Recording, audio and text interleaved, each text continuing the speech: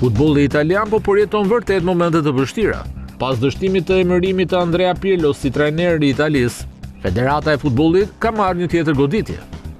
Paolo Maldini, i emëruar drejtor teknik vetëm 16 ditë më parë, ka dhënë ndërheqjen, së bashku me ish-mbrojtësin e Milanit të shlarguar edhe Leonardo, që mbante rolin e këshilltarit.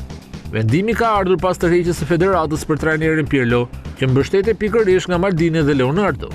E pas menjanimit të Pirlos, menjëherë drejtimin e këmbëtares e ka rimar Roberto Mancini, i tërhequr në mënyrë flagrante në qershor të 2023-shit, pasi ishte shpallur kampion e Europës në 2021-shin, për të marrë më pas drejtimin e Arabisë Saudite, nga ku iku një vit më vonë. Tashmë, rikthehet me synimin për të shpallur kampion sërish dhe për të ndrejshur atë gabim të bërë 3 vite më parë, siç është shprehur vetë ai. Për rolin e drejtorit teknik, ishte lakuar emri i Giorgio Chiellinit, që ka deklaruar se dëshiron të mbetet në një rol drejtues te Juventusi, ndërsa favorit tashmë për këtë rol duket Claudio Ranieri.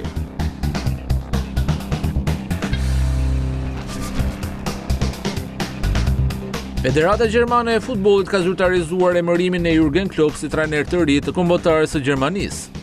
Ai ka marrë kështu drejtimin e ekipit pas dorëheqjes së trajnerit Julian Nagelsmann. Ish tekniku i Liverpoolit dhe Borussia së Dortmundit nis një kapitull të ri në karrierën e tij, me synimin për të rikthyer Gjermaninë në majat e futbollit.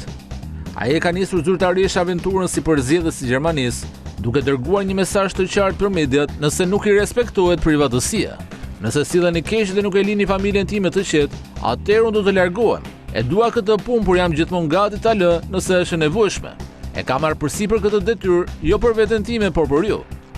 Deklaroi 59 vjeçari në konferencën e tij të parë për shtyp, duke shtuar se nuk planifikon një tjetër angazhim si trajner pas përfundimit të kësaj detyre. Klopp ka nënshkruar kontratë 4 vjeçare, e cila do të mbajë atë në krye të kombëtares deri pas Kupës së Botës 2030. Klopp e cilësoi drejtimin e kombëtares gjermane si kulmin e karrierës së tij në trajnim. Ky është niveli më i lartë që mund të arrijë si trajner. Do të jap gjithçka që kam, u shpreh ai. Gjermani rikthehet në stol për herë të parë që nga largimi nga Liverpooli në verën e 2024-s, atëherë kur deklaronte se i kishin shtëruar energjitë.